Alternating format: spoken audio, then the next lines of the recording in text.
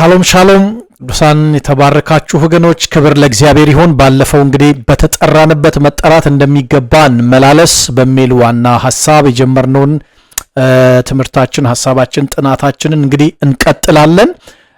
ዛሬ ደግሞ እንግዲህ የምንመለከተው በተጠራንበት መጠራት ለመመላለስ ልናተኩርባቸው የሚገቡ እንግዲህ መርሆች አሉ። እነሱን እንጀምራለን እናያቸዋለን ብለን ባለፈው ተነጋግረናል። ዛሬ እንግዲህ የመጀመሪያውን መርህ ማየት እንጀምራለን። ዛሬ የምንመለከተው እንግዲህ መርህ የሚሆነው የትህትናና የየዋህነት መርህ የሚለውን ሐሳብ ነው የምንመለከተው። በተጠራንበት መጠራት እንደሚገባ ለመመላለስ ከሚያበቃን አንዱ የህይወት ስርዓት አንዱ የሚመጥን የህይወት መልክ እንድንይዝ የሚያደርገን መርህ የትህትናና የየዋህነት መርህ ነው። እዚህ እንግዲህ ኤፌሶን ምዕራፍ 4 ቁጥር 2 ላይ ምንድነው ያለው ጳውሎስ? ቁጥር 1 ላይ እንግዲህ በተጠራችሁበት መጠራት እንደሚገባ ተመላለሱ ካለ በኋላ ለዛ ምልልስ የሚሆነውን መርህ ሲያቀርብ ቁጥር 2 ላይ ምን ይላል? በትህትና ሁሉና በየዋህነት ደግሞ ብሎ ይጀምራል ማለት ነው። ሐዋርያው ጳውሎስ በዚህ ክፍል ላይ የክርስቲያን ተግባራዊ ህይወትን መመሪያ ሲያወርድ በዝርዝሩ አናት ላይ ያስቀመጠው እንግዲህ ትህትና የሚለው ነው የመጀመሪያው የምናየው በዚህ ክፍል ውስጥ። ይህ በድንገት የተደረገ ምርጫ አይደለም። በስነ መለኮታዊ ትንታኔ ትህትና የበጎነቶች ሁሉ እናት በመባል ትታወቃለች። ኢየሱስ ክርስቶስ ጌታ ነው። ትህትና ከሌለ ፍቅር ግብዝነት፣ ትህትና ከሌለ አንድነት የፖለቲካ ስምምነት ነው የሚሆነው። ትህትና ከሌለ አገልግሎት የራስን ዝና የመገንቢያ መድረክ ይሆናል ማለት ነው።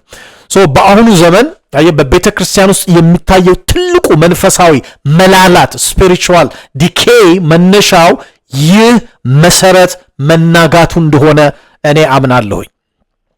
ጳውሎስ በተጠራችሁበት መጠራት እንደሚገባ ተመላለሱ ካለ በኋላ ወዲያውኑ በትህትና ሁሉ ማለቱ ጥሪያችንን ለመሸከም የሚችል ትከሻ የሚገኘው ዝቅ በማለት በትህትና ውስጥ ስንሆን መሆኑን የሚያሳየን ሐሳብና ክፍል ነው የምናየው። በትህትና ወይም ታፔኖ ፍሮሱኔ የግሪኩ ቃል ወይም ጳውሎስ የተጠቀመው የግሪኩ ቃል ታፔኖ ፍሮሱኔ እና በየዋህነት ደግሞ ፕራውቴስ የሚለው የግሪኩ ቃላት መካከል ያለው ልዩነትና ትስስር እጅግ ረቂቅ እንደሆነ እንረዳለን ክፍሉን በመናጠናበትና ወርድ ስተዲ በመናደርግበት ጊዜ። እንግዲህ ትህትና አእምሮአዊ አቋም ሲሆን የዋህነት ደግሞ የባህሪ መገለጫ ነው። ትህትና በግሪኩ አዲስ ኪዳን ውስጥ ታፔኖ ፍሮሱኔ ተብሎ የተቀመጠው ቃል ማለት ነው። በጥንቱ ዓለም የነበረውን አመለካከት የቀየረ አብዮታዊ ቃል ነው። በጳውሎስ በኩል ከሰማይ የመጣ ያንን የነበረውን በግሪኩና በሮማውያኖች ዘንድ የነበረውን የዚህን የአመለካከት ስርዓት ያናጋ ሼክ ያደረገና አብዮትን ያመጣ አስደናቂ መገለጥና ሐሳብ ነው።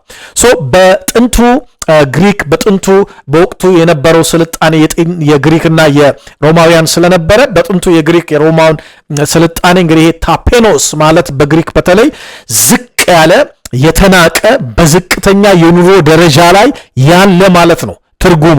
ስለዚህ በጥንቱ የግሪክና የሮማውያን ባህል ትህትና የባሪያ ባህሪ እንጂ የነጻ ሰው መገለጫ አልነበረም። ስለዚህ ትህትና እነሱ የሚያዩት እንደ አንድ የባሪያ እና ዝቅተኛ ወራዳ አቅመቢስ የተናቀ አይነት የህይወት ስርዓት አድርገው ነው የሚመለከቱት። ትህትና ወይም ሂዩሚሊቲ እንደ ድክመት እንደ ውርደት እና እንደ ዝቅተኝነት በዛ ጊዜ በነበረው ማህበረሰብ ውስጥ ከዚህ አመለካከትና አስተሳሰብ የተነሳ በዚህ አይነት መልኩ ይታይ ነበር። ጳውሎስ ግን አዲስ ትርጉም በመስጠት ፍሬን ወይም አእምሮ አስተሳሰብ የሚለውን ቃል ጨምሮ ታፔኖ ፍሮሱኔ ሲለው በዚህ ክፍል ላይ ይሄንን ሐሳብ እናያለን። ትህትና የአቅም ማጣት ውጤት ሳይሆን የአስተሳሰብ ምርጫና የታላቅነት መገለጫ አድርጎ በዚህ ክፍል ላይ ጳውሎስ ሲያቀርበው እንመለከታለን። ትህትና ማለት ራስን በትክክለኛው መለኮታዊ ሚዛን ማየት መቻል ማለት ነው። ትህትና ማለት ይህም እግዚአብሔር ሁሉን ቻይ መሆኑን እኛ ደግሞ ያለ እርሱ ምንም መሆናችንን የማመን የእውነተኛ አስተሳሰብ ነጸብራቅ ነው ትህትና ብለን ስንናገር። ሰው ራሱን በትክክለኛው መለኮታዊ ሚዛን ማየት ሲጀምርና እግዚአብሔር ማን እንደሆነ ሲያውቅ ትዕቢት በዛ ሰው ሕይወት ውስጥ ቦታ አይኖረውም፣ ስፍራ አይኖረውም፣ ዕውቅና አይኖረውም። ኢየሱስ ጌታ ነው። ክርስቶስ በማቴዎስ ወንጌል ምዕራፍ 11 ቁጥር 29 ላይ ሲናገር ምን አለ? እኔ የዋህ በልቤም ትሑት ነኝ፣ ከእኔ ተማሩ አለ። የጥሪያችን መጀመሪያና ከክርስቶስ መማር ማለት ራስን ዝቅ ማድረግ እንደሆነ ትህትና እንደሆነ ከዚህ ቃልና ሐሳብ ውስጥ ከዚህ ክፍል ውስጥ እንመለከታለን። ትህትና ማለት ራስን መናቅ ማለት አይደለም። ራስን መናቅ ማለት ሳይሆን ስለ ራስ ከማሰብ በላይ ሌላውን ከራስ ማስበለጥ ወይንም ባልንጀራዬ ከኔ ይሻላል ማለት መቻልን የሚያሳይ ፓወርፉል የሆነ ቃልና ሐሳብ ነው። ትህትና የክርስትና ሕይወት መግቢያ በር ነው። እሱም ደግሞ ክርስቶስ ነው። ኢየሱስ ክርስቶስ ጌታ ነው። ክርስቶስ ትህትና ሳይሆን ያለው ራሱ ትሁት ነው። ራሱ ትህትና ነው።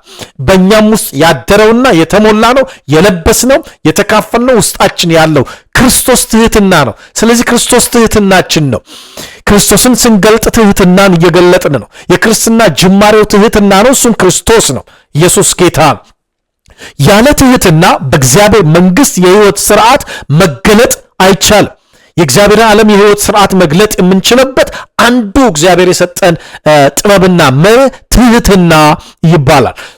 ያለ ትህትና በእግዚአብሔር መንግሥት የሕይወት ስርዓት መገለጥ አይቻልም። ለዚህ ነው ሮሜ ላይ ምዕራፍ 12 ቁጥር 3 ላይ ማንም ከሚገባው በላይ ራሱን ከፍ አድርጎ እንዳያስብ በማለት ሐዋርያው ጳውሎስ ትህትናን የሚገልጠው።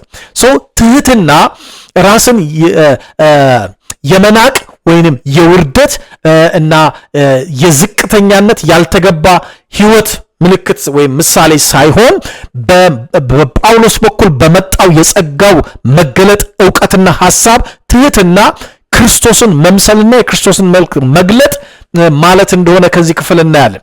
ከዛ ያነሳው የዋህነትን ብሎ ደግሞ ያነሳው ሌላው የተነሳው መርህ የዋህነት ድክመት ሳይሆን ኃይልን በቁጥጥር ስር ማዋል strength under control ማለት ነው። ፕሬዝ ጋር የዋህነት በግሪኩ ፕራውቴስ ማለት ሲሆን ትርጉሙ የተገራ ኃይል ለማለት የሚጠቀሙበት ቃል ነው። እንግዲህ ብዙ ጊዜ የዋህነት ከፈሪነት ወይም ስሜት አልባ ከመሆን ጋር ይደባለቃል በሰዎች አእምሮ ውስጥ። ነገር ግን ፕራውቴስ የሚለው ይሄ የዋህነት የሚለው ቃል ጥልቀት ያለው ትርጉም አለው። ማለት በጥንቱ ዘመን አንድን የዱር ፈረስ አላምደውና ገርተው ለውጊያ እንዲዘጋጅ ፈረሱን ሲያደርጉት ፕራውስ ሆነ፣ የዋ ሆነ ይላሉ ግሪኮቹ። የፈረሱ ጉልበት አልጠፋም፣ ፈረሱ ጉልበቱን አላጣም፣ ጉልበቱ አለ፣ ፍጥነቱ አልቀነሰም። ነገር ግን ኃይሉ በልጓም ተይዞ በጌታው ትእዛዝ ይመራል ማለት ነው። የዋህነት ማለት በፍቅር ቁጥጥር ስር ያለ ኃይል strength under love ኮንትሮል የሆነ ፓወር ማለት ነው። ኮንትሮል የተደረገ strength ጥንካሬ ማለት ነው። የዋህ ሰው ሊበቀል ይችላል፣ ነገር ግን አይበቀልም። የዋህ ሰው ሊቆጣ ይችላል፣ ነገር ግን ለጌታው ክብር ሲል ቁጣውን ይገታል። የዋህ ሰው ሊከራከር ይችላል፣ ግን ሰላምን ለመጠበቅ ሲል እያወቀ ዝም ይላል፣ ይታገሳል፣ ያልፋል። የዋህነት ይሄንን ገራጭ የሆነ የሕይወት ስርዓት ነው። ክብር ለኢየሱስ ይሁን። ዛሬ በምንኖርበት በዚህ በ21ኛው ክፍለ ዘመን ባለችው ቤተክርስቲያን እና አማኞች ዘንድ ትህትናና የዋህነት በሶስት መንገዶች እኔ እንዳየሁትና ይህን ክፍል ስዘጋጅ ሪፈር ያደረኳቸው አንዳንድ ሐሳቦችን ስመለከት ያገኘሁት ይሄ በዚህ በእኛ ዘመን በዚህ በ21ኛው ክፍለ ዘመን ትህትና እና የዋህነት የምንላቸው ኮምፖነንቶች መሪዎች ኢሴንሻል ጠቃሚ አስፈላጊ የሆኑ የክርስትና መሰረታዊ የሆኑ የህይወት መልኮች ተዳክመው የሚታዩበት ሶስት አቅጣጫዎች ወይም ሶስት መንገዶችን እናያለን። አንዱ የራስን ገጽታ የመገንባት ጣዖት ብየዋለሁ። የራስን ገጽታ ናርሲስቲክ ካልቸር ማለት በናርሲሲስቲክ ካልቸር የራስን ገጽታ የመገንባት አንዱ ጣዖት ዛሬ በቤተ ክርስቲያን ውስጥ በቅዱሳን ሕይወት ውስጥ ትህትናና የዋህነት እንዳይገለጥ እንዲዳከም ሰዎች በትህትናና በየዋህነት ከመመላለስ ይልቅ በትዕቢት እንዲመላለሱ ያደረጋቸው አንዱ አዳካሚ ቫይረስ ብዬ ያገኘሁት የራስን ገጽታ የመገንባት ጣዖት ነው። ሰው ሁሉ በዚህ ጣዖት አምልኮ ሰለባ የሆነ ይመስላል ዝም ብዬ ስመለከተው። እንግዲህ ሶሻል ሚዲያው ራስን አሳይ፣ ታወቅ፣ ተደነቅ፣ ፈምስ፣ ሰግጥ የሚል መንፈስን የለቀቀ ይሄ ነገር ወደ ምዕመናን ልብ ሰርጎ የገባ ወደ ቤተክርስቲያን ውስጥም ሰርጎ የገባ ወረርሽኝ ይመስላል። ዛሬ ብዙዎች በትህትና ከመመላለስ ይልቅ በትዕቢት መታየትን ይመርጣሉ። ይህ የህይወት መላላት ትልቁ መገለጫ ነው። ይህ እንደሚገባን ልንመላለስ ከሚገባን ህይወት በተቃራኒ ወይም ባልተገባ ህይወት እንድንመላለስ ካደረገን አንዱ ፕሮብሌም ይሄ ነው።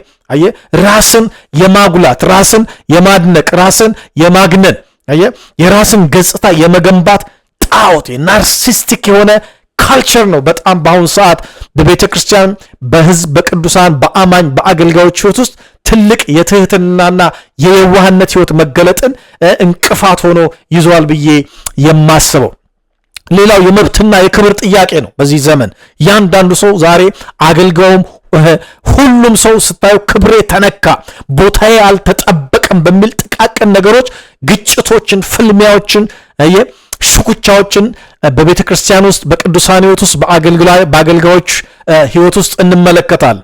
ጳውሎስ በትህትና ሁሉ ሲል ግን የራስን መብት መተው የአዲሱ ሰው ባህሪ መሆኑን ሊያስተምረን ፈልጎ ነው። እግዚአብሔርን ለመምሰል የሚታደሰው አዲሱ ሰውና በእግዚአብሔር መልክና ቁመና የህይወት ስርዓት የተፈጠረው አዲሱ ሰው በትዕቢትና በንቀት በእኔነት የሚመላለስ ሳይሆን በትህትናና በየዋህነት ከክርስቶስ የቀዳውን የተማረውን የሚገልጥ ነው ማለት ነው። ፕሬዝ ጋድ። ስለዚህ ዛሬ ሰዎች ያለ ትህትና በትዕቢት እንዲመላለሱ የሚያደርጋቸው የመብትና የክብር ጥያቄ፣ የእኔነት በቃ ክብሬ እና የመብቴ የሚባሉ ነገሮች። የክርስትና ህይወት ግን መብት መጣልን ይጠይቃል፣ ክብርን መተውን ይጠይቃል። ፕሬዝ ጋድ። ኢየሱስ ክርስቶስ ጌታ ነው። ሌላው አንዱ እንቅፋት ብዬ ያየሁት መንፈሳዊ ግብዝነት ነው። በቃላት ትሁት መስሎ በተግባር ግን ሌላውን መናቅ የዘመኑ በሽታ ሆኖ ይታያል። እውነተኛ ትህትና በልብ የሚጀምርና በተግባር የሚገለጥ እንጂ ትሁት ነኝ በሚል አዋጅ የሚመጣ ነገር አይደለም። ከውስጥ ወደ ውጭ የሚፈልቅ የሚፈስና የሚወጣ ነው። ኢየሱስ ክርስቶስ ጌታ ነው። የትህትናና የየዋህነት ስነ መለኮታዊ አስፈላጊነትን በምንመለከትበት ጊዜ እንግዲህ ከእግዚአብሔር ጋር ላለን ግንኙነት ትህትናና የዋህነት በጣም ወሳኝነት ነው። ሪሌሽናል ኔሴሲቲ ብለን የምንለው ያዕቆብ ምዕራፍ 4 ቁጥር 6 ላይ ሐዋርያው ያዕቆብ ሲናገር ምንድን ያለው? እግዚአብሔር ትዕቢተኞችን ይቃወማል፣ ለትሑታን ግን ጸጋን ይሰጣል ብሎ ይነግረናል። እግዚአብሔር ከሚቃወማቸው ከሚጸየፋቸው በህይወታችን ውስጥ ሲያያቸው ዲስአፖይንት ከሚሆንባቸው ነገሮች ውስጥ አንዱ ምንድን ነው ካል ትዕቢት ነው። እኔነት። እግዚአብሔር ትዕቢተኞችን በትህትናና በየዋህነት ከመመላለስ በተቃርኖ የሚመላለሱትን እግዚአብሔር ይቃወማቸዋል። ለትሑታን ግን ለየዋሃዎች ግን እግዚአብሔር ምን ይሰጣል? ጸጋን፣ ግሬስን ይጨምርላቸዋል ይላል። ኢየሱስ ጌታ ነው። ትዕቢተኛ ሰው ከእግዚአብሔር ጋር የግጭት ቀጠና ውስጥ ያለ ሰው ማለት ነው። ትህትና ከሌለ ትዕቢት ከሆነ ያለው ጸሎት አይሰማ፣ አምልኮ ተቀባይነት አይኖረው፣ ዝማሬውም ከጭፈራና የራስን ስሜት ከማርካት ያለፈ ፋይዳ አይኖረው። ስለዚህ ትህትናና የዋህነት ከእግዚአብሔር ጋር ካለን ግንኙነት አንጻር ትልቅ አስፈላጊ ወሳኝ የሆነ ነገር ነው። ትህትናና የዋህነት ለቤተ ክርስቲያን እድገት ኤክሌሲያል ኔሴሲቲ የምንለው አንድነት የሚመጣው ሁሉም ሰው ራሱን ዝቅ በማድረግ ትሁት በሚሆንበት ጊዜ ነው። አየ ሁለት ሰዎች ራሳቸውን ከፍ ካደረጉ በመካከላቸው ምን ይፈጠራል? ግጭት ይፈጠራል፣ አለመግባባት፣ ኮንፍሊክት ይመጣል። በትህትና የሚመላለስ ሰው ግን ሌላው ከኔ ይሻላል፣ ወንድሜ ከኔ ይሻላል፣ ባልንጀራዬ ከኔ ይሻላል፣ ከኔ ወንድሜ ይቅደም ይጠቀም በሚል የክርስቶስ ኢየሱስ ሐሳብ ስለሚመላለስ ግጭት ይወገዳል ማለት ግጭት ኮንፍሊክት ማኔጅ ይደረጋል ማለት ነው።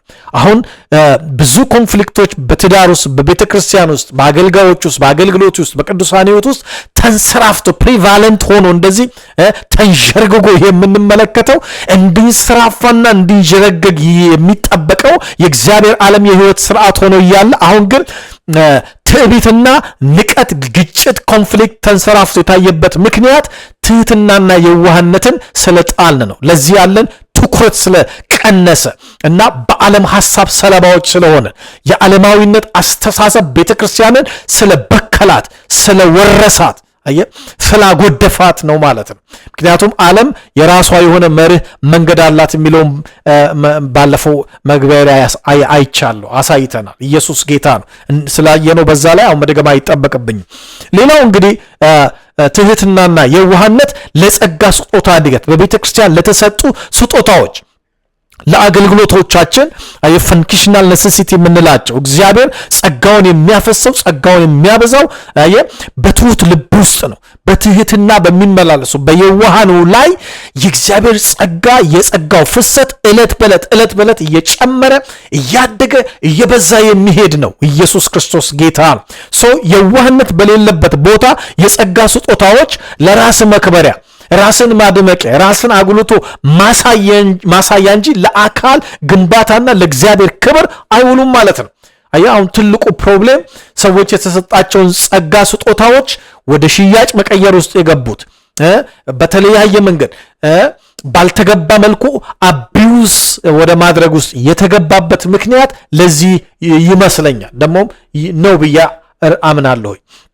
እንግዲህ የትህትናና የዋህነት መርህ ለተግባራዊ ሕይወት መገለጫ ሲውል እንግዲህ የምንመለከተው እንደ ምሳሌ እንዳነሳ የምፈልገው ለምሳሌ በትችትና በምክር ጊዜ ሰው ትሁት የሆነ ሰው የዋህ የሆነ ሰው ሲመከር ወይም ስህተቱ ሲነገረው ያን ነገር አክሴፕት ያደርጋል፣ አድሚት ያደርጋል፣ አመሰግናለሁ ብሎ ይቀበላል።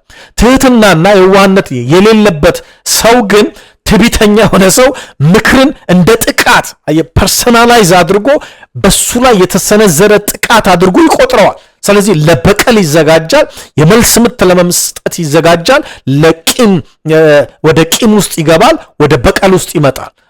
በዘመናችን የማይመከር ትውልድ መፈጠሩ የትህትና መጥፋት ማሳያ ነው።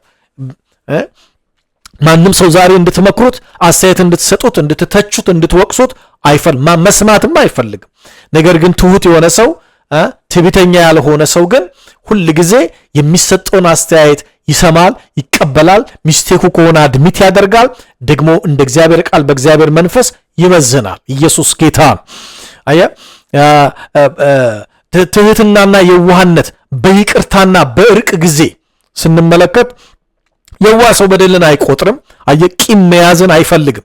ነገር ግን ቂም መያዝ የትዕቢት ፍሬ ስለሆነ ትዕቢተኛ ሰው እንዳልኳችሁ ቂም ነው የሚይዘው፣ በደልን ነው የሚቆጥረው።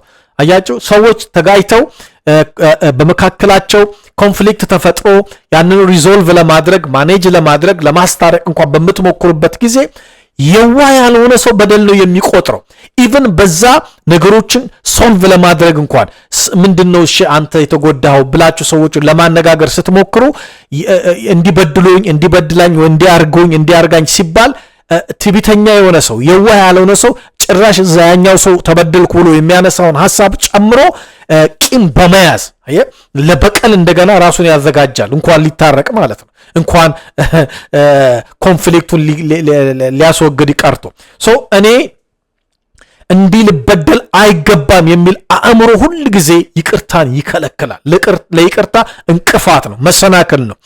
የዋህነት ግን ጌታ እኔን ይቅር እንዳለኝ እኔም ይቅር እላለሁ እታገሳለሁ የሚል አቲቲዩድ ዝንባሌ ስላለው ትሁትና የዋህ የሆኑ ሰዎች በግጭት ጊዜ እንኳን ለይቅርታና ለእርቅ በጣም ቀላሎች ናቸው። ለይቅርታና ለእርቅ ቅርቦች ናቸው። አስቸጋሪዎች አይደሉም። በዚህ ዘመን ማስታረቅ የሚለው ነገር የከበደው ለዚህ ነው። ትህትናና የዋህነት ስለተጣለ ነው። በአመራር በስልጣን በሊደርሺፕ ውስጥ ስንመጣ ክርስቲያናዊ መሪነት አገልጋይነት ነው። ዝቅ ብሎ ሌላውን ሰርቭ የማድረግ ነው። የሎሌነት የአገልጋይነት ነው። ኢየሱስ ክርስቶስ ጌታ ነው። የጌታነት አይደል፣ የሎርድሺፕነት ጉዳይ አይደለም፣ አገልጋይነት። የዋህ መሪ ኃይሉን የሚጠቀመው ሌሎችን ለማሳደግ እንጂ ለመጨቆን አይደለም። እውነተኛ የዋህ ትሁት በሚሆንበት ጊዜ ዛሬ በቤተ ክርስቲያን የሚታየው ይህ የስልጣን ሽኩቻ የትህትናና የየዋህነት የመላላት ውጤት እንደሆነ እንመለከታለን። ኢየሱስ ክርስቶስ ጌታ ነው። እንግዲህ ትህትናና የዋህነትን በክርስቶስ ሕይወት ተምሳሌት እና የክርስቶስ ኪኖሲስ ወይም ክሪስቶሎጂካል ስታንዳርድ ስንመለከተው እንግዲህ በፊልጵስዩስ ምዕራፍ 2 ከቁጥር 5 እስከ 11 ላይ ጳውሎስ የገለጠልንን ሐሳብ እንደ ምሳሌ እንደ መለኪያ እንደ ስታንዳርድ አይተን እንጨርሳለን። ኢየሱስ ጌታ ነው። እንግዲህ የዚህ ምዕራፍ ዋነኛ ማሳያው እንዳልኳቸው ፊልጵስዩስ ምዕራፍ 2 ከ5 እስከ 11 ላይ ምን ይላል? በክርስቶስ ኢየሱስ የነበረ ይህ ሐሳብ በእናንተ ዘንድ ደግሞ ይሁን። እርሱ በእግዚአብሔር መልክ ሲኖር ሳለ ከእግዚአብሔር ጋር መተካከልን መቀማት እንደሚገባ ነገር አልቆጠረውም። ነገር ግን የባሪያን መልክ ይዞ በሰው ምሳሌ ሆኖ ራሱን ባዶ አደረገ። በምስሉም እንደ ሰው ተገኝቶ ራሱን አዋረደ፣ ለሞትም ይሁን የመስቀል ሞት እንኳን የታዘዘ ሆነ። በዚህ ምክንያት ደግሞ እግዚአብሔር ያለ ልክ ከፍ ከፍ አደረገው፣ ከስምም ሁሉ በላይ ያለውን ስም ሰጠው። ይህም በሰማይና በምድር ከምድርም በታች ያሉት ሁሉ በኢየሱስ ስም ይንበረከኩ ዘንድ ምላስም ሁሉ ለእግዚአብሔር አብ ክብር ኢየሱስ ክርስቶስ ጌታ እንደሆነ ይመሰክር ዘንድ ነው ብሎ ይላል። በዚህ ክፍል ምን እናያለን? ያለመቀማትን የሚለውን ሐሳብ ስትመለከቱ አምላክነቱን እንደ መቀማት አልቆጠረውም ይለናል።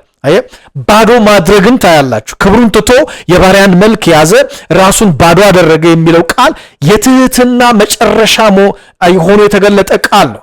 አምላክ ሆኖ ሳለ ፍጡርን ለመምሰል የፈጠረውን ማለት ነው ለመምሰል የመጣው ክርስቶስ ትህትና የድክመት ሳይሆን የፍቅር ውጤት መሆኑን አሳይቶናል። በዚህ ቃሉ ስንመለከት መታዘዝ ኦቢዲየንስ ታያላችሁ። እስከ መስቀል ሞት ድረስ ራሱን ታዘዘ። ራሱን ለዚህ እስከ ማዋረድ ድረስ ሄደ። ይህ ከላይ ወደ ታች እንግዲህ ኢየሱስ ጌታ ነው የወረደው ጉዞ የኛም የመመላለሻ መንገድ ሊሆን ይገባል በህይወታችን ውስጥ ማለት ነው። ኢየሱስ ክርስቶስ ጌታ ነው። በትህትናና በየዋህነት መመላለስ ማለት የራስን እኔነት በክርስቶስ መስቀል ላይ ሰቅሎ ለሌሎች የሚኖር ህይወትን በጸጋው መለማመድ ማለት ነው። ትህትና የሌለው ክርስትና ልክ ጨው የሌለው ምግብ ጣዕም እንደሌለው ልክ እንደዛው ጣዕም የለሽ ህይወት ጣዕም የለሽ ክርስትና ነው የሚሆነው። ትህትና የሌላውን እድገት የሚፈልግ የሌላውን ተሽሎ በልጦ ጎልቶ መታየትን የሚወድ እንጂ የሚቀና የሚናደድ አይደለም። ትህትና ራስን ዝቅ አድርጎ በክርስቶስ ኢየሱስ የህይወት ልኬት መምራት መቻል ማለት ነው።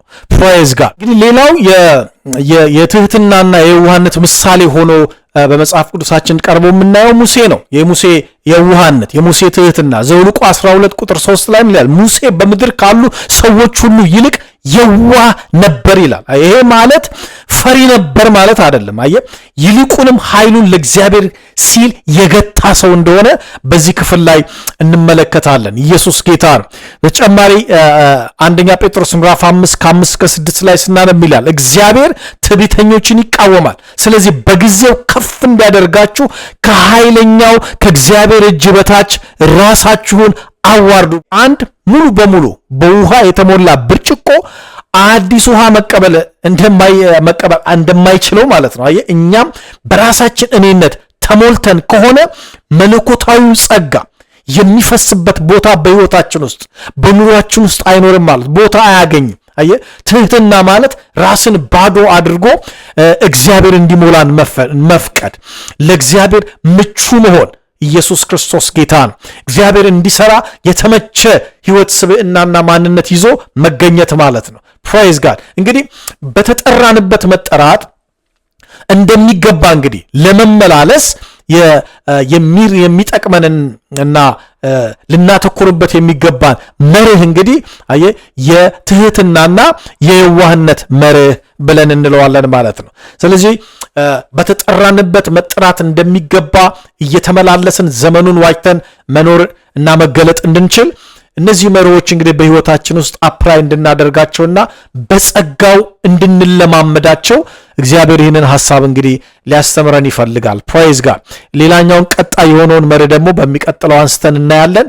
ኢየሱስ ጌታ ነው። ፕሬዝ ጋድ። ዩ አር ሶ ብሌስድ። አሜን።